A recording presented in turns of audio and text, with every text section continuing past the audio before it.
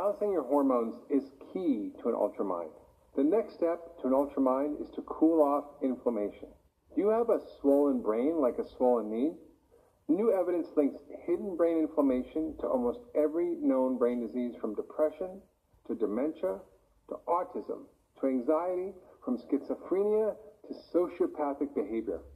The fire comes from the foods we eat, from toxins in the environment, from hidden infections, unknown allergens, and stress. If you want to address your swollen, inflamed brain, you have to find the source of the fire and stomp it out. First of all, it's really important to understand that 2/3 of the brain are actually immune cells, which tells you how important neuroinflammation is to the brain. So the brain itself is really made of neurons and glial cells. And glial cells are immune cells, and we usually think of the brain as being all these neurons, but it's actually all these immune cells.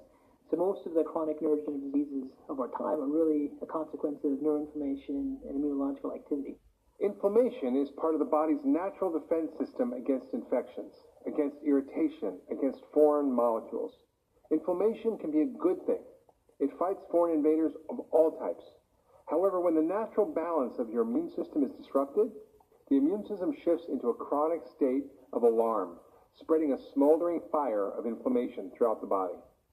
When this fire spreads to the brain, it can cause depression, dementia, autism, ADHD, Alzheimer's, forgetfulness, brain fog, and a host of all sorts of other problems.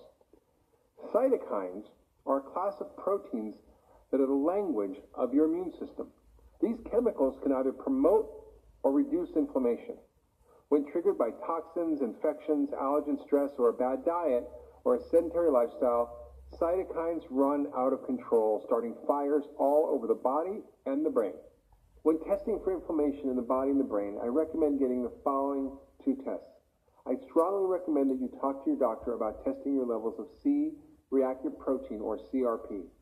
CRP is a protein found in the blood, and it's the major marker for systemic inflammation.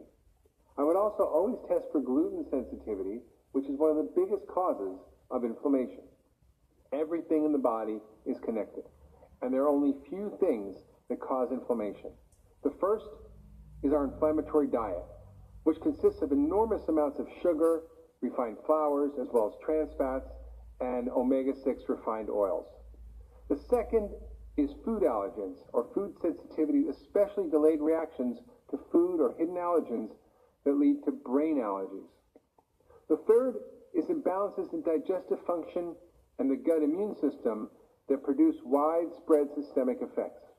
The fourth is toxins such as mercury and pesticides, and the over 80,000 untested toxins in our environment, which have been linked to immune dysfunction and autoimmune diseases. The fifth is low-grade hidden or chronic infections, such as HIV-associated dementia, herpes infections, syphilis, Lyme and tick diseases, which can cause many neurologic and psychiatric diseases, or even things called pandas that leads to OCD from a bacteria.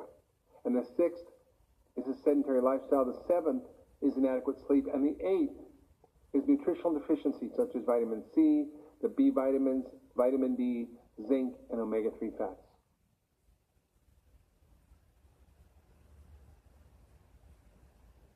The final step we'll cover in this episode is fixing your gut, which, as we learned in episode 2, is one of the most important things you can do for your brain. When we talk about the intestinal bacteria and the lack thereof, or what I call the weeds, another name for that is intestinal permeability or leaky gut. And some of the things that you can do to help resolve leaky gut issues or help heal them it's a multifaceted approach.